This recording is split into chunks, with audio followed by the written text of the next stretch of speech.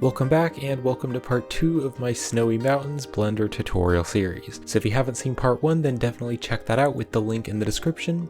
And in part 1 we created all the mountain landscape, and we also added some lighting and added a camera and just built up the scene. So in this part we're going to be creating the materials for the Snowy Mountains. We're going to set up a basic animation, and then we'll render that and do some compositing and create the finished video. And in this video we'll be creating a completely procedural snowy mountain material using Blender shader nodes. And if you like using procedural materials in your artwork, then something that you might be interested in checking out is my Blender procedural material packs. So as you may know, I do create many procedural material tutorials on my YouTube channel, and so I've combined all of my procedural materials together into my ultimate Blender procedural material pack. So my ultimate procedural material pack comes with all of my procedural materials, and they're all pre-set up for Blender's asset browser with custom thumbnails, sorted catalogs, and customizable node groups. And every time I create another 10 procedural materials, I update the pack with the new procedural materials. So if you'd like to check out the procedural material packs, then I'll have the links in the description, and purchasing is also a great way to help support this channel.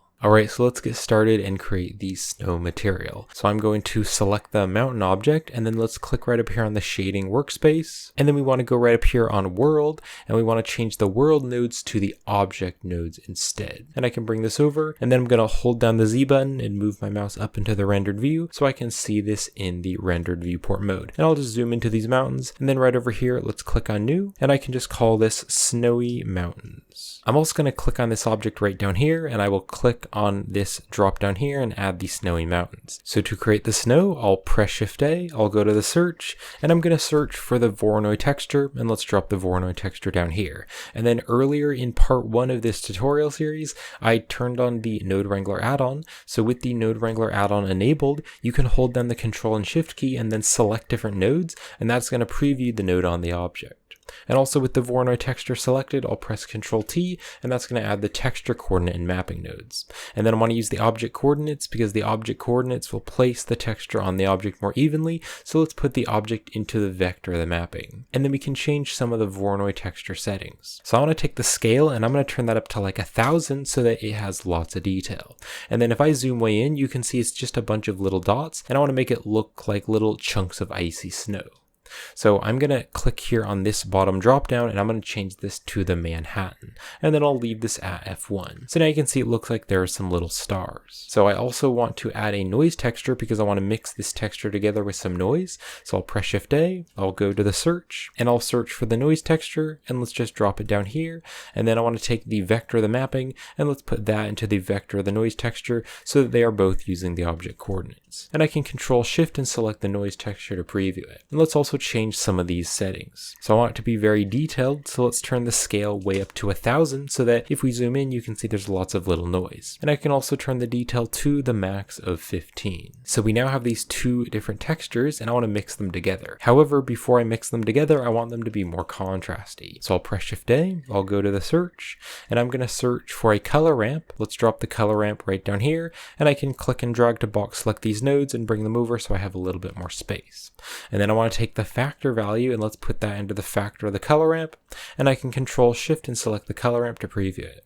So if I zoom in, you can see the noise is very gray, but if I click on the black tab and drag it over, that's going to make it more contrasty, so there are more parts which are much darker. So something like that is pretty good. I'm also going to select this color ramp, and I'll press Shift D to duplicate it and drop it up here, and then I can Control Shift and select the color ramp to preview it. And let's take the Voronoi distance, and we'll put that into the factor of this color ramp. And then I can drag this black tab over here so it's back at the starting. So I want to make some more gray areas so that you can kind of see a bit more detail in between those little shards that kind of look like ice or snow. So I'm going to hold down the Control key and then click to add a tab right there, and I can drag it over to about here. And then if I click on this white tab, I'm going to drag it down so that it is more gray. And you can see now we're getting lots more detail. You can see kind of those shards of icy snow. So we now have these two different textures, but I want to mix them together. So I'm going to click and drag to box select these nodes and bring them back, and then I can press Shift A, and I'll go to the search, and I'm going to search for the mix color, and let's drop the mix color right down here. And to mix them together, I want to take this top color ramp and put that into value A, and then the bottom one here, I'm going to take the color and put that into color B. And then I can Control Shift and select the mix to preview it. Now if I drag the factor around, it's just blending between one or the other, but I instead just want to add the dark values because these are both black and white. So I'm going to click on the mix type here, and I'm going to change this to darken. So I can now turn the factor up, and it's going to add both the little shards of ice and snow and also that little noise. So now I can take this result and let's put that into the base color of the principled shader, and I can control shift and select the principled shader to preview it. Now that doesn't really look like snow because it is kind of black and white, so I want to make it a very light color and also a little bit of a blue color. So I'm going to click on this color ramp here, and I'll press Shift D to duplicate it, and let's drop it here between the base color and the darken. And then I can drag the color ramp color back here, and let's drag the white tab way over here so that it is much lighter. So I'll drag that over there, and then this black tab right here, I want to make this a very light blue so that it looks kind of like ice.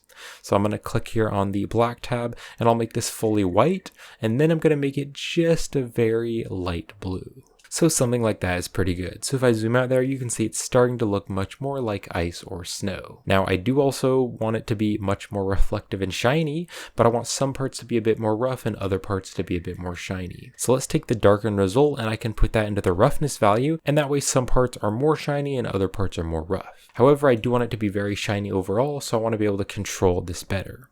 So I'll click on this color ramp, and I'll press Shift D to duplicate it, and I'll drop it here between the roughness and the darken. And then I want to click on this color ramp, and I'll hit the backspace, and that is going to reset the color ramp. So if the values are darker, they're going to be more shiny.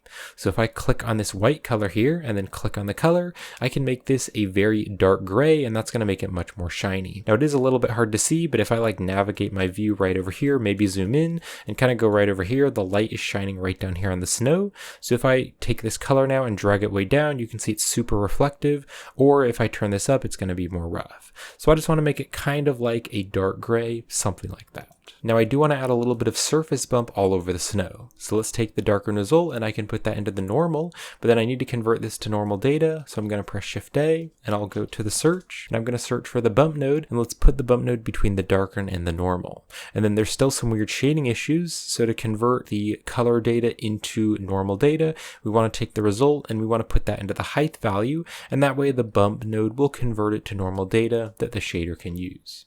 Now it is way too strong, so I want to make this much less strong. So here on the strength, I'll just turn this to like a 0.1, so it is much more subtle. So if I zoom in there really closely, you can see there is just a little bit of bump over the surface. Alright, and that is it for the procedural snow material. So I'm going to click and drag to box select all these nodes except the material output, and I'll press Ctrl J, and that is going to join the nodes together into a frame. And then you can also select the nodes, you can kind of drag them closer together to kind of compress them a little bit. And then if you select the frame, you can press F2, and that will give it a label, and I can just call it snow, and that'll just help to keep the nodes nicely organized. So I now want to create the procedural rock material. So I'll press Shift A, I'll go to the search, and I'm first going to search for another principled shader, and let's drop this up here, and then I can Control Shift and select the principled shader to actually preview it. So I'm now going to press Shift A, and I'll go to the search, and I'm going to search for a noise texture. Let's drop this down here, and then I can Control Shift and select the noise texture to preview that. And with the noise texture selected, I'm going to press Control T, and that's going to add the texture, coordinate, and mapping nodes. And then just like we did before, I want to use the object. So let's put the object into the vector of the mapping, and that way the noise texture will be placed on the objects more evenly. And then we can change some of the settings here on the noise texture. So I'll turn the scale up to like a 30. I also want to turn the detail up to the max of 15, so it's very detailed. And also the roughness here, I will turn this up to a 0.55, so there's a little bit of roughness. And I will turn the distortion up just a little bit to like a 0.1. So I now want to take this factor, and I want to put that into the base color of the principled shader, and then I can Control Shift and select the principled shader to preview it. Now I want to make this much darker because it is rock. So I'll press Shift A, I'll go to the search, and I'm going to search for the color ramp node, and let's put the color ramp between the noise texture and the principled shader. And then I can make a few dark kind of brownish colors for the rock. So for the black tab here, I'm just going to drag this out so that everything's a bit darker. Then I'm going to click on this white tab here, I'll click on the color, and I'm going to make it a very, very slight orangey kind of color like that. And then to make it look brown, I can make it very, very dark. So something like that.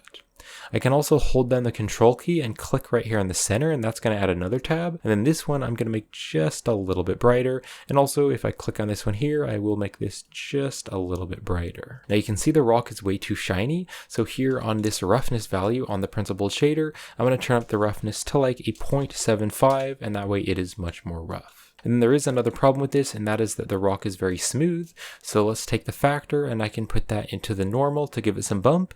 And then just like we did for the other material, I need to press Shift A. Let's go to the search, and I'll search for the bump node. And let's drop the bump node here between the noise texture and the principled shader. And again, we need to put the factor into the height value so it converts it properly. So now you can see it's very, very bumpy, but that is a bit too strong. So I'm going to turn the strength down to just like a 0.35, so it is more subtle, but it still is pretty bumpy. So we now have two different materials, and let's actually organize this better by just clicking and dragging to box select all of these nodes. I can press Ctrl J to join them into a frame, and I can also compress the nodes down so that it's a bit smaller. And if I click here on the frame, I can press F2 to add a label, and I can just call this rock. So we now have these two different shaders, and so I want to mix them together. So we're going to press Shift A, let's go to the search, and I'm going to search for the mix shader, and let's drop the mix shader right in here. And then we want to take the top principled shader, and we're going to put that into the top shader here on the mix shader. And then we're going to take this principled shader here, and we're going to put that into the bottom one. So this way the mix shader is mixing between them. And if I drag the factor, if I drag it all the way down, it's just going to be the rock, or if I drag it up, it's just going to be the snow. But instead of evenly blending between them, I just want some areas to have the rock. So when the snow is falling, the snow is going to fall from the top, from the sky, but then kind of some of these ridges here where it's more vertical, you're going to be able to see a bit more of the rock. So to create the factor, I'm going to press Shift A, and I'm going to go to the search, and I'm going to search for another noise texture. And let's drop the noise texture up here. And I can Control Shift and select the noise texture to preview it. And then with the noise texture selected, I'll also press Control T to add the texture coordinate and mapping. And then again, I want to use the object coordinates, so I'll put the object to the vector of the mapping so that the noise texture is placed on it more evenly. Now we're going to be using the noise texture later to make this mask or this factor a bit more bumpy on the edges, but I want to use the normal of the texture coordinates. So what I'm going to do is click on this mapping node, and I'm going to drag it up here and also drag the noise texture up so I have a bit more space. Then I can click on the mapping, and I'm going to press Shift D to duplicate it, and I'm going to drop it right down here underneath these nodes. And I want to take the normal value, let's take the normal, and I'm going to put that into the vector of the mapping. So now I can Control Shift and select the mapping. So the normal is basically the rotation of where the faces are pointing. So you can see all of the faces which are pointed up here in this direction, they're kind of that pink color, and then all the faces which are pointing back in that direction, they kind of have that green color. So you can see there's different colors for the direction of the faces. So now what I want to do to turn this into black and white values is to press Shift A and go to the search, and I'm going to search for the color ramp, and let's put the color ramp here after this mapping node. So now if you look at this mountain, you can see we just have a black and white gradient, and all the faces which are pointed in the same direction are going to be that black color. Now I can use this mapping here to rotate where the black value is. So we have this rotation Z value, and I can rotate this around, and you can see it's going to change what direction it's using. And so depending on where I want the rock to show up, I could rotate this. So I could like rotate this over here. I could also rotate the Y value. So I now want to mix this black and white gradient with this noise texture so that the edges are more noisy. So I'm going to press Shift A, and I'll go to the search, and I'm going to search for the mix color node. Let's drop the mix color node right here. And then I do need to change some of the noise texture settings. So I'll Control Shift and select the noise texture to preview it. So here on the scale, on the noise texture, I'll turn this to like a 12. I also want to turn the detail to the max of 15 so it's more detailed. And then I do want to make the noise texture more contrasty. So I'm going to click on this color ramp here, and I'll press Shift D to duplicate it, and I'm going to drop this color ramp here behind this noise texture. And then I can drag the mix color back a bit, and I'm going to put this color ramp underneath the other one. And then this mapping node, I'm going to put that underneath the noise texture. So then I can go right here to this color ramp. This is the one before the noise texture. And if I drag the white tab out, that is going to make it a bit more bright. And so I'm going to do that. I'm going to drag that a bit out for now. So I now want to mix this gradient with this noise. So I'm going to take the bottom color ramp color, and I'm going to put that into value B of the mix color, and then I want to take this top color ramp color, and we'll put that into A of the mix color. And I can Control Shift and select the mix to preview it. Now I want to make this noise texture distort the edges of the mapping normal value. I'm going to click on that mix here, and I'm going to change this to linear light. So I can now drag the factor around, and that's controlling how much you're able to see of the normal value. So I'm going to turn the factor all the way up to 1.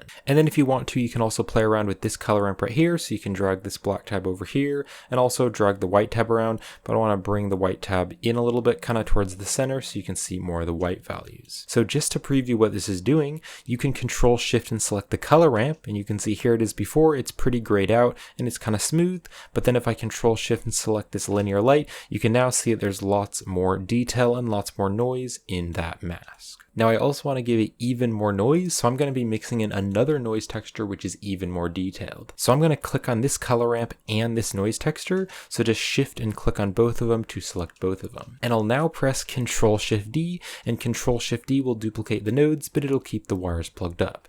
And I can Control Shift and select this color ramp to preview it. So let's change some of these settings. So I'm first going to drag the white tab back, and then I'll click on this black tab and I'll drag it over to about the center so that you can see much more of the dark values. And then I do want this to be quite a bit more detailed. So this roughness value, I'm going to turn it all the way up to 1 so it's super detailed. And then the scale here, I'm going to turn this up to 18 so it's even more detailed. So I now want to mix this in with our original textures. So let's click on this linear light here. I'll press Shift D to duplicate it and drop it here. And then I can take this linear light result and let's put that into value A. And then I want to take this color ramp color and let's put that into the factor. And then I can Control Shift and select the linear light to preview it. Now this linear light, I instead just want to add the light values. So I'm going to click on the linear light here and I'll change this to lighten instead. So now here on color B, I can just make this fully white, and now you can see it's very, very noisy. And then finally, before I finish this up, I do want to make everything more contrasty. So I'm going to click on this color ramp here and I'll press Shift D to duplicate it, and I can drop it here after the lighten. And then to make this very contrasty, I can drag the black tab over a little bit, and then I'll drag the white tab over way over here so that it is very contrasty. And so there is our final mask. Now we can still change the look of this mask by going right over here to this mapping node, and we can rotate the Y and the Z values. I'll come back to this though when I finish creating the procedural material. So I'm going to now click and drag to box select all these nodes, and I'll press Ctrl J to join it together into a frame, and then with the frame selected you can press F2, and I'm just going to rename this to mask. So we can now take this color ramp color here from the mask, and we can put this into the factor of the mix shader. And so this way the white and black values are determining where it's going to be the snow and where it's going to be the rock. So you can just put the color ramp here into the mix shader factor. And then I can Control Shift and select the mix shader to preview it. So if I now zoom into the mountain, you can see it is mostly snow, but there are some little bits of rock here and there. So now we can kind of play around with this and perfect it to get it to look better. So if I go right back here to this mapping node, I can change the rotation values just to rotate the rotation of the normal. So if I want there to be a bit less rock, I can kind of rotate this farther away, or I can kind of rotate this back to see more of it. So your mountain may be a little bit different depending on the rotation and depending on the shape of your mountain, but for my mountain, I'm going to go with a rotation Y value of 19, and I'm going to go with a rotation Z value of -320. You can now see that those edges have the rock where it's more vertical, but then kind of here on the top where the snow would be snowing down, there is much more white on the top of the mountains. Now this problem may be happening for your scene as well, and that is that this object here doesn't have any of the rock. So this object here is very flat, and so since I changed the normal rotation just to affect the vertical values, you can see right here you're not really able to see any snow on this flat piece. So we can easily change that just by duplicating the material and then playing around with the normal rotations.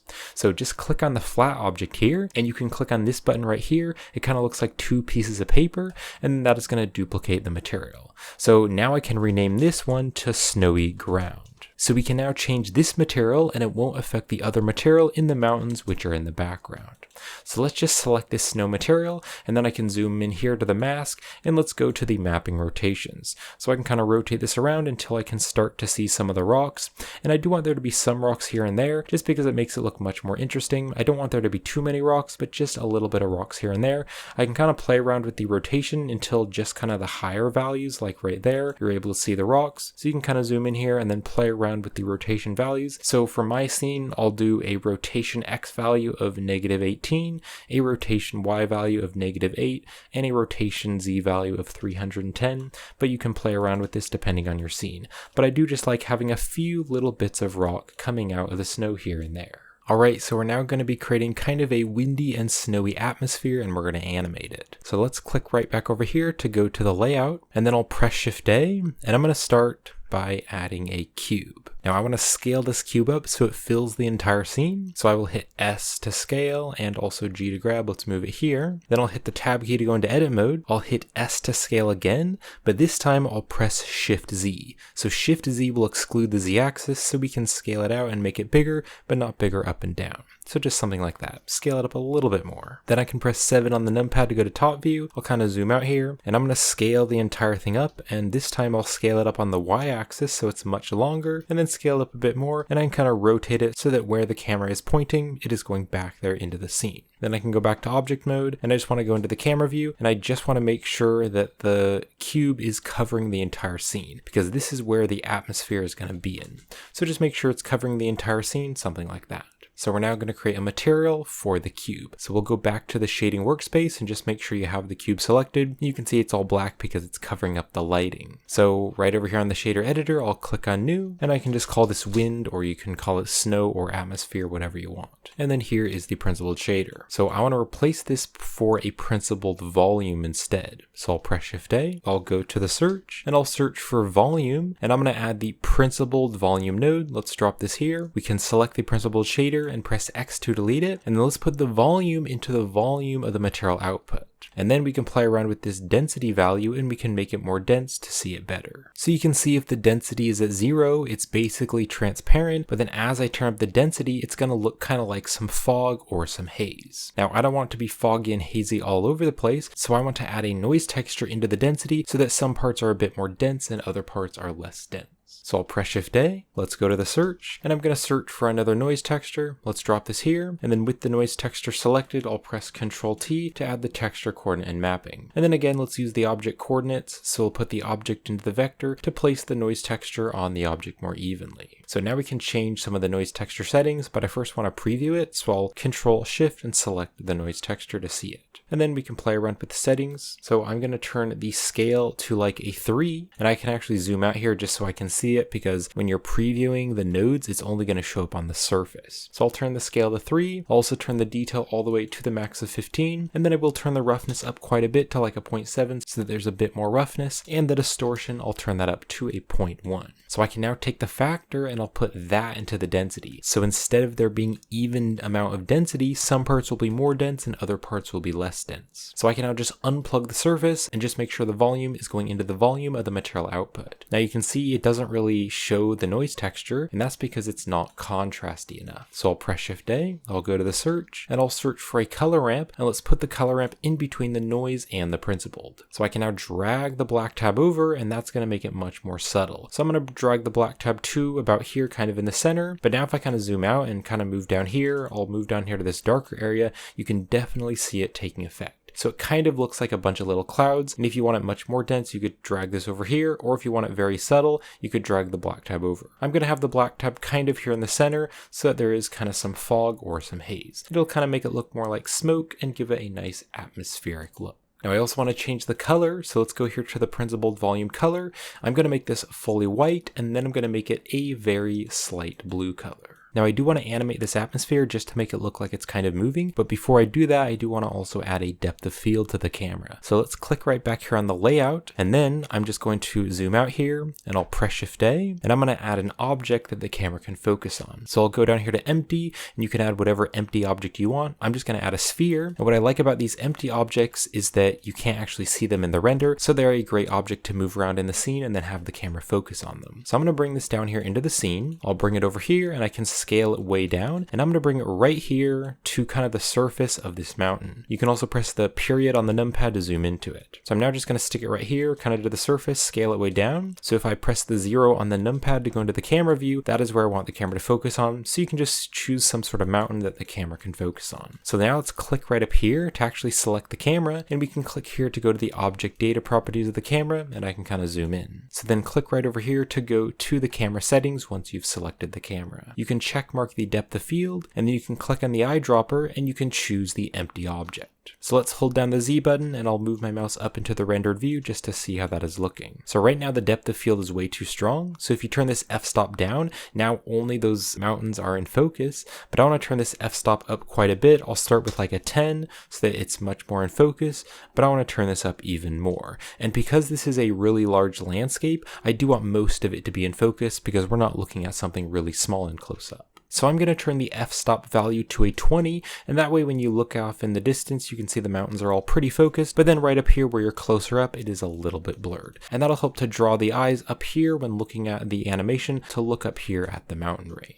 And don't forget to press Ctrl S to save as you're working on the project. So now let's animate the camera, and then we're also going to animate the atmosphere. So just click right up here to make sure you have the camera selected. You can press G to grab to move around the camera. So we can now animate this, and to animate it, we're going to be using this timeline right here. So we're first going to drag this over, and we're going to go to frame 1. And then we want to set a position for the camera. So I can hit G to grab, kind of move this down a little bit. I can also hit R to rotate, and then I can double tap the X key, and that's going to rotate the camera on the X-axis, and I can rotate that down, and I can maybe bring the camera up a little bit, so the camera is going to start by looking down a bit. And if this is easier to do, you can go back in solid view to do this. So now that I've set the camera's position, I just want to add a keyframe here. So make sure you are on frame 1 here, so make sure you bring the playhead over to frame 1 on the timeline, and then just make sure you have the camera selected. And I can press the I key, and then I'm going to just insert location, rotation, and scale. So this one right here, and now you can see there's that little yellow diamond there, and so it's added a keyframe. So I'm now going to move to the end frame, so I'll drag this over to frame 250, and in 24 frames per second, 250 frames is 10 seconds. So if you want this to be longer, you can. I'm just going to have it a 10-second animation, so I'll just have the end frame at 250, which is the default. So I now want to move this forward into the scene,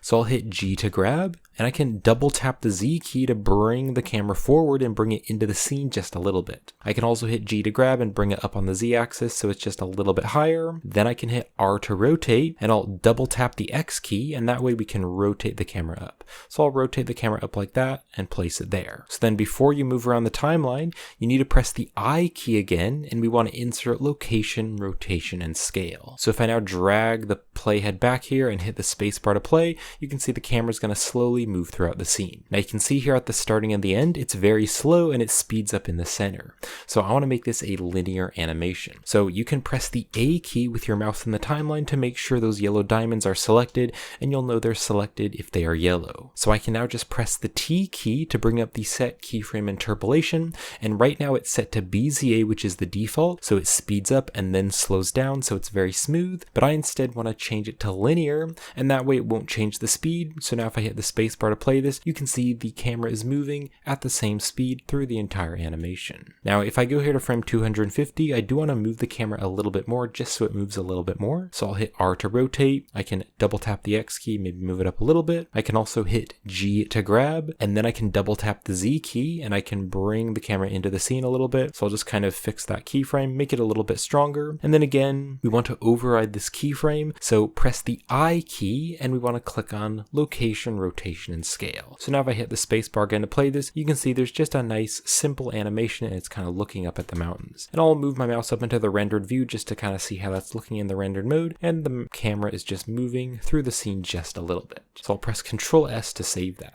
So I now want to zoom out here and I just want to select the atmosphere object. And let's go over here to the shading workspace, and I now just want to animate the atmosphere. So now to animate the atmosphere, I'm going to be using this mapping node to move the noise texture around. So I'm going to be moving the X value to move it back and forth. If I move it on the X value, you can see it's going back and forth like this. And then the Y value will also move it forward and backwards. So what I'm going to do is add a timeline here in the shader editor. So I'm going to click and drag here in the corner and drag down to split the window. And then I want to click here and I want to hold this down and drag over and let go. And that'll split the window again. So basically we have another window right down here in the bottom. So I can now click right here to change the editor type, and I'll just change this to the timeline. So I'm now going to move over to frame 1, so just bring the playhead to frame 1. And I want to add some keyframes here. So you can just hover your mouse over the mapping location values, and you can press the I key to insert a keyframe. So I now want to drag the playhead over here to frame 250. And I now want to move these values around. So I've found that moving it over by just a very small number is best. So here on the X value, I'll turn that to 5, and also the Y value, I'll turn that to 5 as well. Then I can hover my mouse over these values and make sure you're on the end frame when you do this, and you can press the I key, and that's going to insert a new keyframe. And then again, to make sure that this is a linear animation, you can press the A key with your mouse in the timeline to make sure that the diamonds are selected. Then you can press the T key, and we can click here on linear. So now if I go back to the starting here and then play this, you can see that it's just moving very slowly throughout the scene. So if I now go into the camera view, you can see it looks like there's just a little bit of wind or some haze or maybe some snow in the air. Alright, so now that's all finished, we're going to give this a render, and then we will do some compositing, and then we'll render out all the frames to images and compile them in Blender's video editor. So you can just start by finding any place where you want. I'm just going to bring it to about here, and then let's go over some render settings. So I'm going to open up the side panel here, and I'm going to go to the render properties. Now if you open up the sampling, I'm going to be using 100 samples. I think 100 samples is fine for this scene, and we can also do a few things just to make it render a bit faster. So if we open up this light paths tab right here, if we turn the light paths down, then it'll render faster. But we don't want to turn these values all the way down because it'll make it less realistic. So like this transparency here, if I turn this all the way down to 0, now the light isn't able to go through that large box that we added for the atmosphere, but I can just turn this transparency to 1, and that way there's just one transparency. And also the total and the diffuse and the glossy, I'm going to turn all of these to 1, and so that'll make it render faster. And this transmission value, we can turn that to 0. And also the reflective and refractive caustics, I can just turn these off because we don't need them. So then press Ctrl S to save the Blender file again, and to render the image, you can press F12, or you can click on render and click on render image. And the image has finished rendering. So I'm just going to press Ctrl spacebar with my mouse here over the image to go into full screen. And you can see because of that subdivision surface modifier and also the displace modifier, the mountains have so much more detail. So now we can do the compositing. So to do the compositing, we can click right over here to go to the compositing layout, and I'm going to click on use nodes just to see the nodes, and then I just want to add 2 nodes. So I'll press Shift A, then I'll go to the search, and I'm first going to search for the RGB curves just because I want to do a little bit of color correction. So we'll put the RGB curves between the render layers and the composite, and I can Control Shift and select the RGB curves to preview it. So by Control Shift and selecting the RGB curves, it'll add the viewer node, and you can also make sure you have the backdrop enabled right there, and so now we can see it in the background. So really for the RGB curves, I just want to make the colors a bit more contrasty to just kind of pop out the image. So I'm first going to click to add a dot here, and I'm going to drag this dot up a little bit, and you can see everything is just going to be a little bit lighter. But then to make it a bit darker, I can click right here to add another dot, and I can drag this one down. So this is going to make things more contrasty and sharp. You can see if I select the RGB curves and press the M key to mute the node, it just looks a bit more gray. And then if I press the M key to unmute the node, it now looks a bit better. So you can see there is the before and after. And I don't want it to be too strong, but just kind of popping out the image and making the colors look a bit nicer. And then the last thing that I want to do is add a denoise to denoise the image because it is a little bit grainy. So I'll press Shift A, and I'll go to the search, and I'll add the denoise node, and let's drop the denoise node right down here. And then let's take the accurate and change it to fast because that'll render much faster. So there is the final image, and we can also press the V key to zoom out the image and Alt V to zoom in the image. So if you want to save this image, you can select the viewer node, and you can press the N key to open the side panel. Then you can click here on the Node tab. You can just click on Save this image, and then you can save the image to your computer. I am going to be rendering out the final animation, and then we will add that into Blender's video editor and create the finished animation. So to render out the animation, let's click here to go to the output properties. And I'm going to scroll right down here, and then you can see it here on the output, we want to set a place where Blender's going to render out all the images. So let's click on this file icon. And I'm going to locate to my folder where I have the other files, and I'll click on the plus here to add a new folder, and I can just call this pics for all the different photos. I will double click on this to go into the folder and then click on accept. So now it's going to render out all the frames to that folder. And then here on the file format, to make the size of the images a little bit smaller, I'm going to click on this and I'll just change it to JPEG, and I'll make sure that the quality is set to 100, but you could also just leave it to PNG if you want to. So once that is all set up, you can just press Ctrl S to save the Blender file again, and then you can click here on render, and you can click on render animation, and it'll go through and render all the frames to images and save it to the folder. Alright, and the animation has finished. So I'm just going to press Ctrl S again to save the file, and then let's add a new video editing file. So I'm just going to click here on File, let's click on New, and I can just go down here and click on Video Editing. And if you'd like to learn all about video editing in Blender, then I did recently create a tutorial series all about how to do video editing in Blender. You can check out the link to that in the description. So right down here in the sequencer, I'll press Shift A, and let's go down here to Image/Sequence. Then you can locate to the folder where you saved all the frames, and I want to click right here on the drop down, and I want to sort by name, and that way it'll start out as 1 and then go 2 and 3 and all the way down. So just make sure that is sorted by name. Then I can press the A key to make sure I select all the frames, and I can click here on Add Image Strip. And so here is the video strip, and I can press the space bar to play through that, and I can just watch that. And then also if it's not at frame 1, you can go here to the starting, and you can just select the strip and hit G to grab and make sure it's just at the starting. And then also if you need to adjust the start frame and the end frame, you can do that down here. Now I also want to make sure the resolution is set to the same resolution that I rendered it. So I'm going to select the strip, and then I'm going to click here on strip, and I'll click on set render size, and now it's going to set it to the render size that I used. And I used 2K resolution, which is 2560 by 1440, but you may have just used the default in Blender, which is 1920 by 1080. But I wanted to render out my scene at a bit higher resolution. So here is the finished video, and you can just press the space bar to play through it. And then I do also want to add some cool wind sound effect, so I will have a link in the description to the sound effect that I used, and it's a free sound effect from freesound.org. So from my file browser, I'm going to click and drag, and I'm going to drop in the free sound effect that I downloaded from freesound.org. And then I also want to click on the display waveform so that I can see that, and I can also adjust the volume right here, so I'll make it a little bit quieter. And then I also have another sound effect that I want to add in, so here's the other sound effect that I'm going to be using. Again, link will be in the description to both of these sound effects, and I'm going to turn the volume way down on this one because it is a little bit loud, and I can play through this, and now with both of them together, it really sounds like a cool windy mountain environment. So I'm now going to render this out to a final video. So I'm going to scroll right down here, and I'll show you the output settings that I like to use. So first, we just need to set a place to render out the video, so let's click on this file icon. And I'll just save it in this folder with my other files, and I'm just going to call it video, and then I can just click on accept.